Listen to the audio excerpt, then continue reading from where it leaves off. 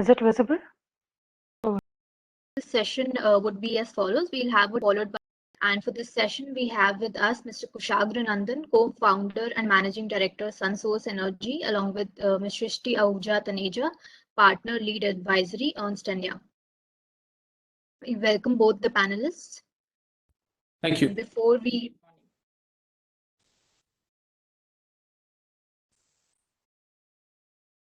we begin this session, let me just quickly introduce Mr. Nandan and Ms. Taneja. Mr. Kushagra Nandan is the co-founder and managing director of SunSource Energy. He's a solar energy enthusiast with 20 years of experience in leading large teams that have developed multiple megawatt scale solar energy projects around the world. Prior to founding SunSource, he worked with global solar majors including SunPower, GE, and Conti Group. He served as the solar technical expert to the World Bank and IFC and was a member of the interconnection group at the Mid-Atlantic Solar Energy Association to assist New Jersey's Board of Public Utilities in helping define the state's solar policy implementation. He is the co-chair of the UP State Development Council of ASSOCHAM. Mr. Nandan is a graduate in solar energy engineering from the University of Massachusetts and has a bachelor's degree in electrical engineering from Manipal Institute of Technology. Ms. Shrishti Ahuja Taneja is partner in the M&A investment banking practice of EY India. She has close to 2 decades of transactions experience in Indian infrastructure with a specific focus on inbound investments in digital infrastructure, renewables, and transportation. She has advised on some of the first and largest transactions in the Indian infra space and works extensively with Indian sponsors and global strategic and financial investors. Welcome both the panelists. Thank you. Look forward to the discussion. Thank you. Yeah. So the format of the session would be as follows. We'll hear 5-minute remarks from both the panelists first. Then I have a few questions that I'll ask, and then we'll probably keep a 10-minute Q&A session with the audience.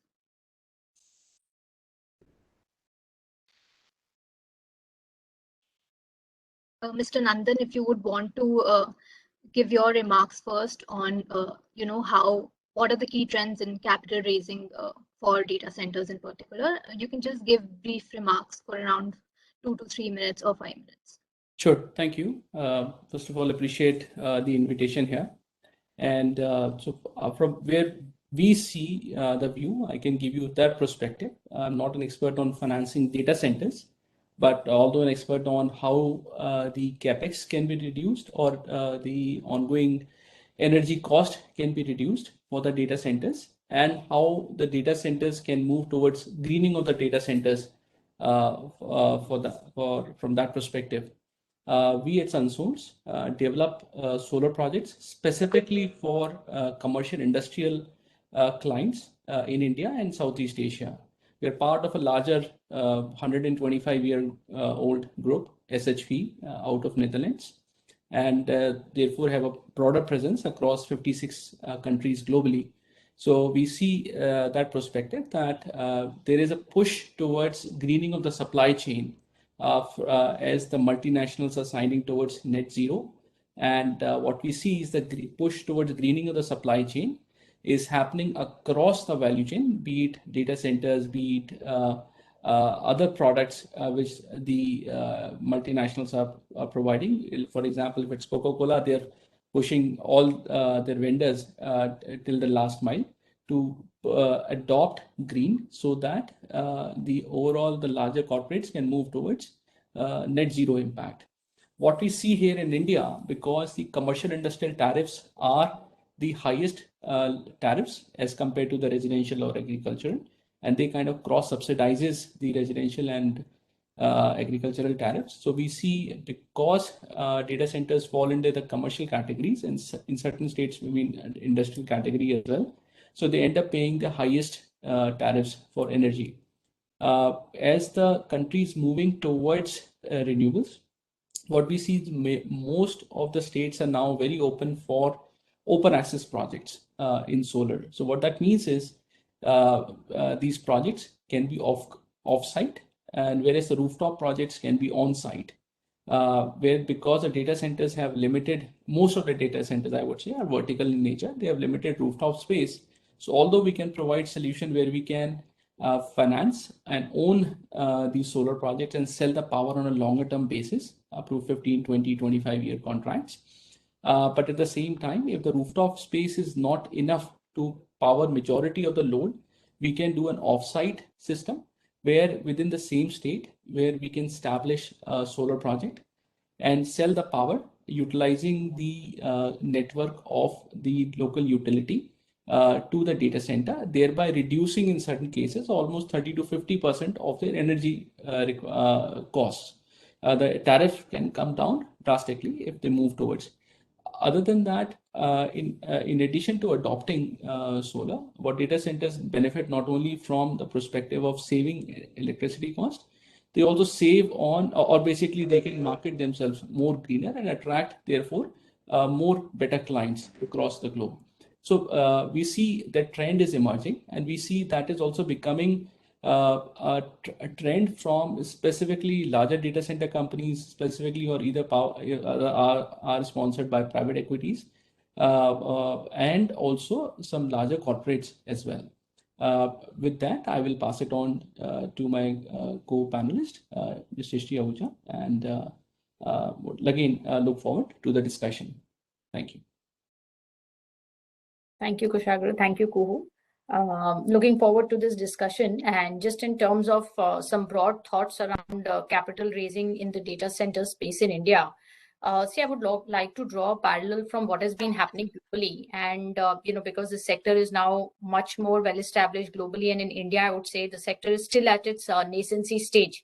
And what we saw in other sectors like renewables, for example, or highways, was that the deal trend in India has pretty much mirrored what we saw globally. So, just drawing that parallel again in the data center space.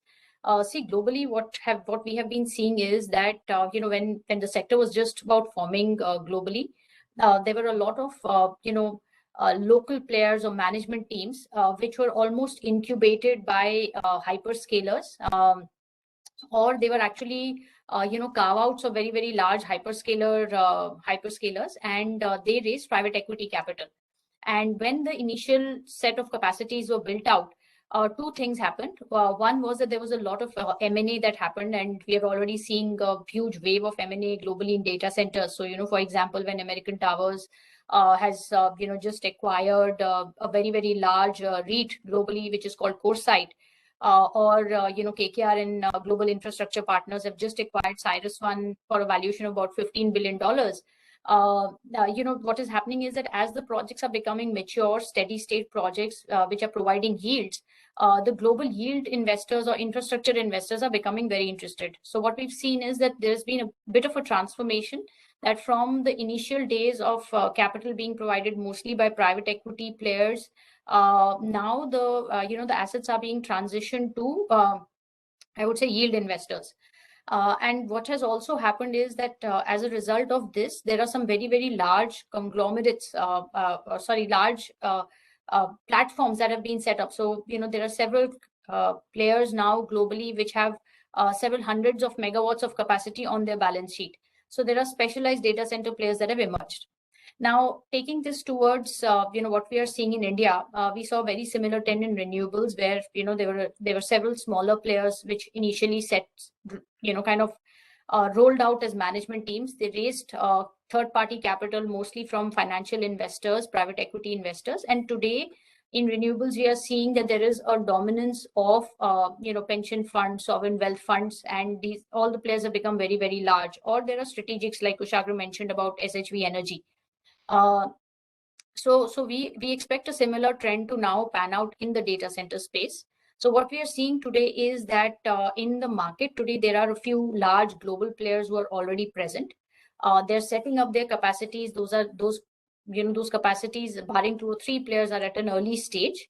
What is also happening is that there are several established Indian players who are trying to scale up their Indian business. So there are 2 or 3 large Indian players, and there are several other, I would say, new entrants, and all of them are seeking to raise growth capital. And my expectation is in the next 3 to 5 years, as more and more capacity will come online, the trend of M&A will also pick up. So that, I would say, will be the broad trajectory, where today the sector will see a lot of growth capital.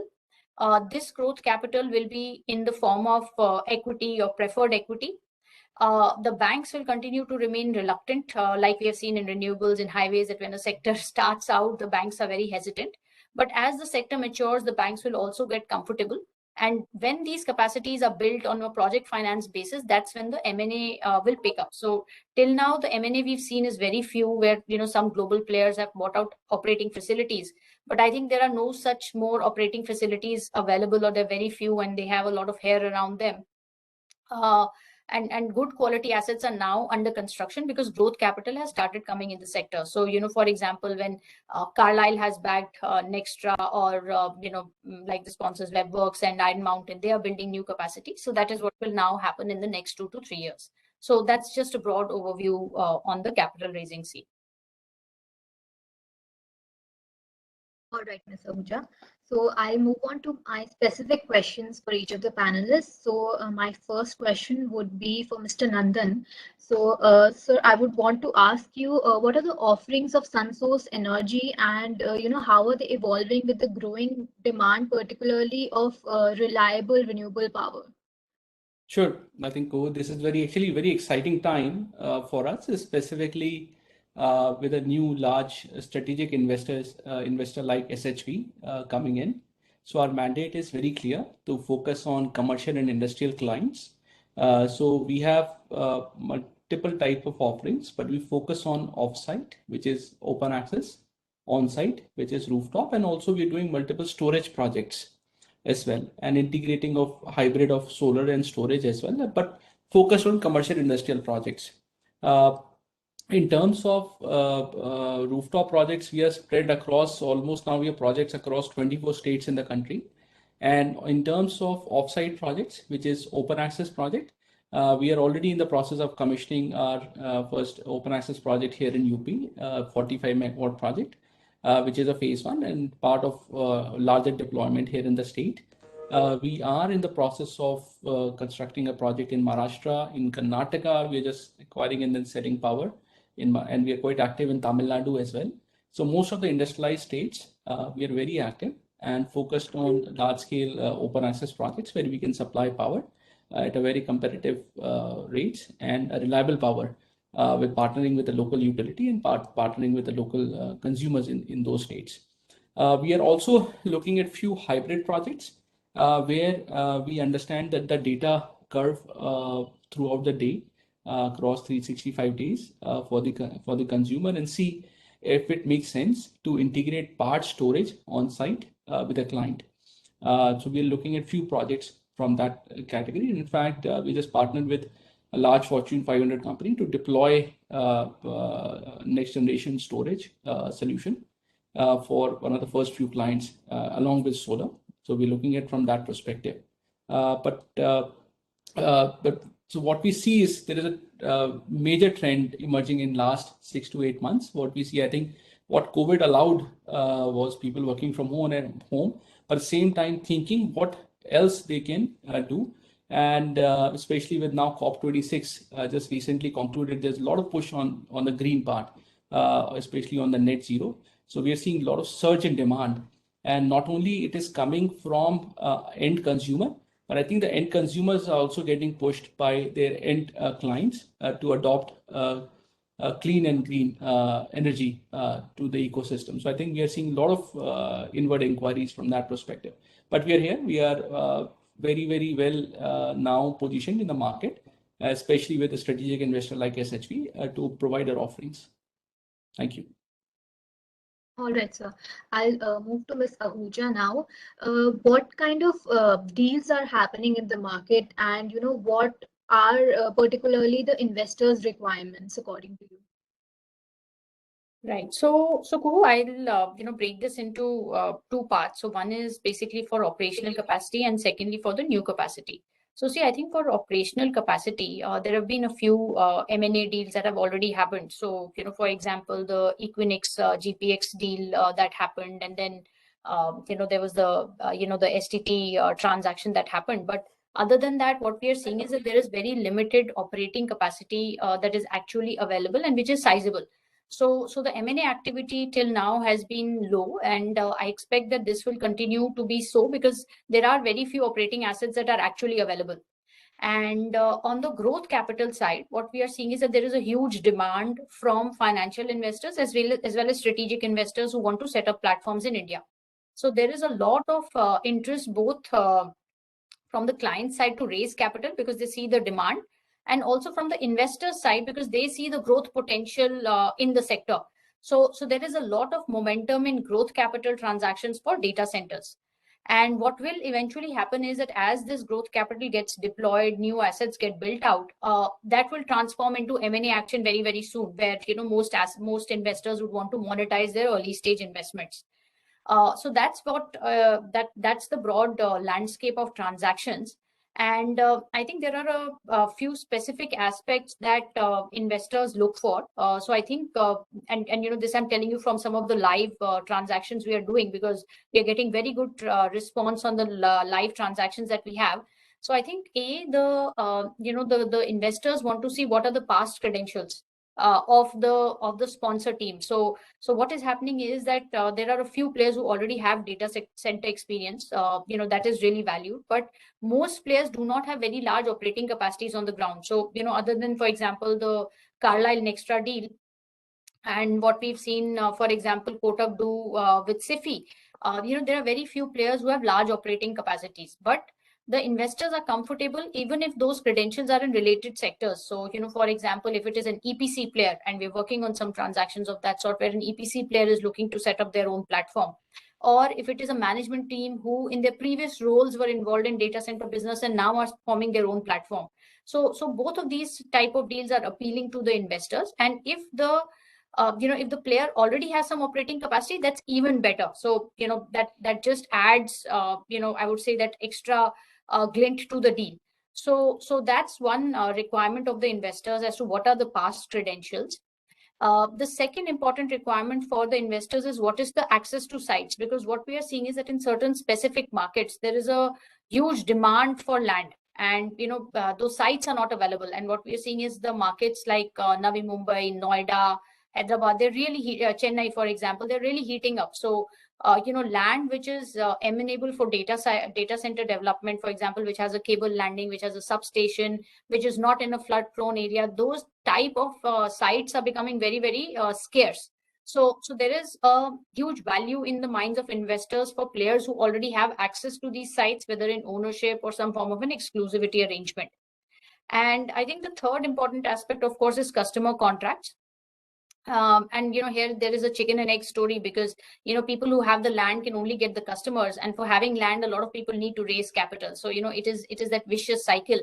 But if somebody has access to any kind of customer contracts, whether it is hyperscale or enterprise, that also adds to the deal appeal for the investors. So I think those broadly would be the three criteria that investors look for. Thanks, Mr. Ahuja. I'll now move on to Mr. Nandan. So, Mr. Nandan, I would like to ask you, what kind of new technologies or latest technologies are you looking at to, meet the power demand for data centers in particular? See, from a new technology perspective, I think just taking a step back, what we need to understand from a data center, because we are involved with few data centers currently, and what we're realizing is not every data center is same, right? So what we have been doing is we have put together a crack team internally, where we are in the process of understanding. We get involved early on when the data center is in the planning stage, to understand what is the expansion plan, when the certain expansions are going to happen, and when is the live date, right? And how their tendency is going to come in, because so therefore we understand the data quite well. Basis of that data understanding, we come up with our offerings. That offering can be providing by 100% offsite through open access. That offering can be a mix of offsite plus a part on-site solar plus a part of storage as well, because in certain states, if there are off-peak and on-peak, so there are options if we can install a on-site storage plant where we can basically store the power during off-peak hours and inject the same power during on-peak time. So that is something which we are also looking at. But it all starts partnering with a data center company when they're in the planning stage to understand the data quite well. And once the data is understood, then we basically come out with the right solution. And it's again, it's not just one size which fits all. So therefore, it's more of a partnership approach. In terms of technology perspective, we are looking at from solar. If you look at solar, then we're looking at currently a mono technology mostly. And in terms of basically, in terms of storage is where we are looking at newer technologies, either it's lithium-ion based or newer generation technology, which we are looking at. But again, as I said, we are partnering at the early stages so that it can be a win-win situation, and therefore we can provide a much larger impact to our.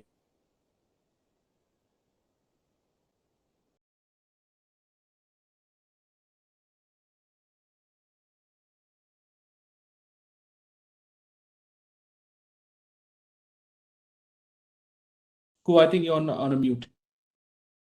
Oh, sorry, sir. So I'll move on to some of the audience's questions, and after that, if time permitting, I'll come back to my own question. So this is for Ms. Ahuja. What is the debt to equity ratio of global data center players?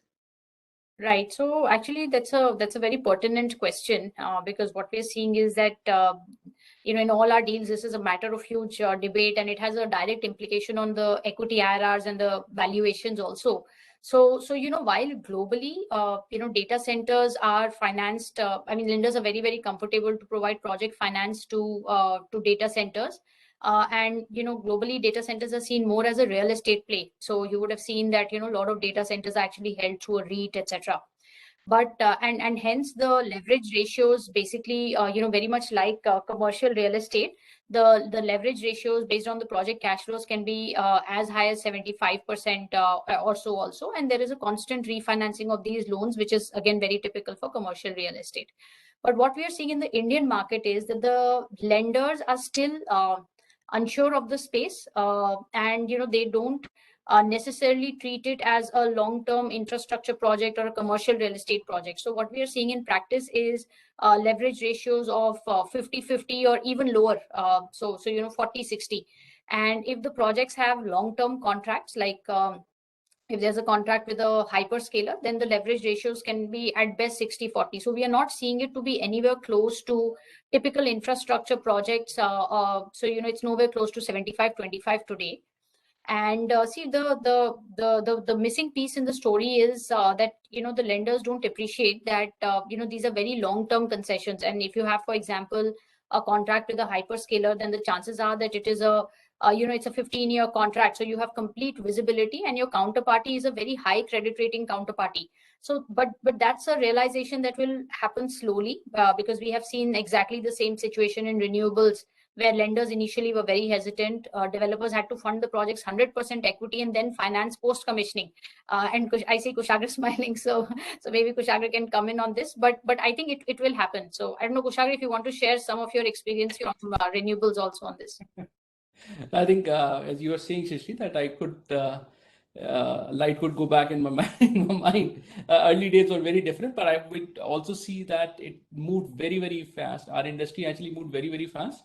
And there were days a few years back that lenders were initially not so interested in touching, and then it went very, very quickly the other way around.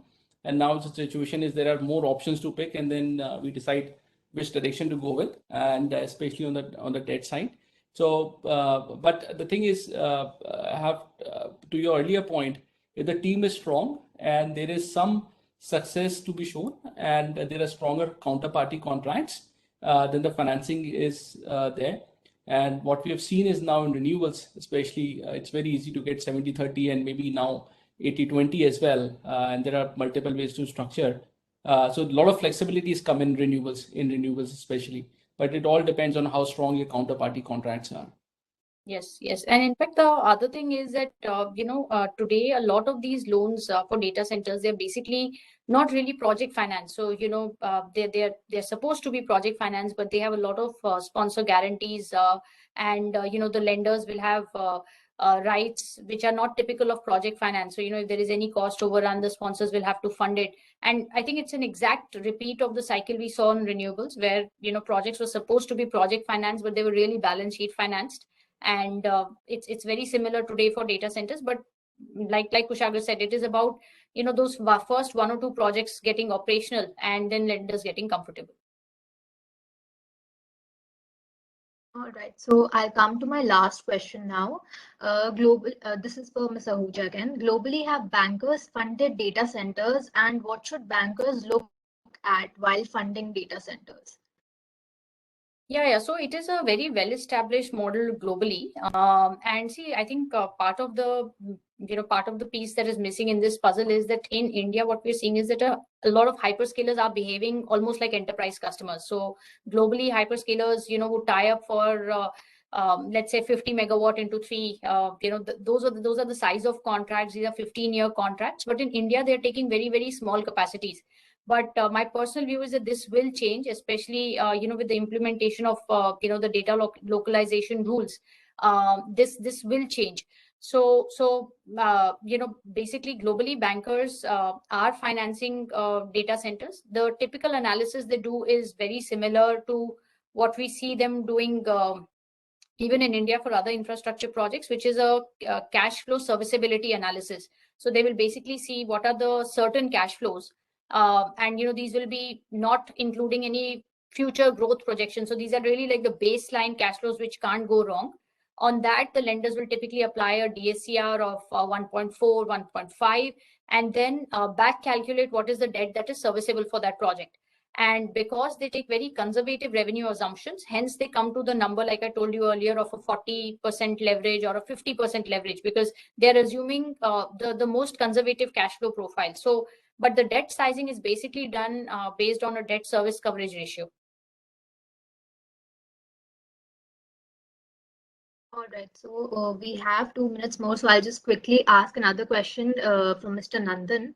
So, sir, my question would be, what are your plans in terms of capacities expansion, and which states in particular are you looking at? And if you could specify how many megawatts, or if you could give us some numbers as well. Sure. So I think we are quite active in, as I said, in all the industrial states, which have very favorable policies towards open access. I'm talking about open access front, but on rooftops, we are generally active, I think, across India, from all the way from north to south and east to west. And we're also developing projects in Southeast Asia as well, specifically in Thailand and Philippines, and looking at a few things in Vietnam as well. We have an operating team in the region. Back to India, so in addition to rooftop, the focus is also on open access projects, where we're just commissioning a 45 megawatt project. We're in the process of developing close to additional 50 megawatt project here in UP. And a lot of the clients includes large hospitality, large manufacturing, IT in particular. And we're seeing the cost efficiencies or the savings with them is somewhere between 30 to 50%. Similarly, in Maharashtra, we will be going live with the first set of projects in next few months, and we're planning almost like 75 megawatt project in Maharashtra, where we're in different stages of discussions with different counterparties.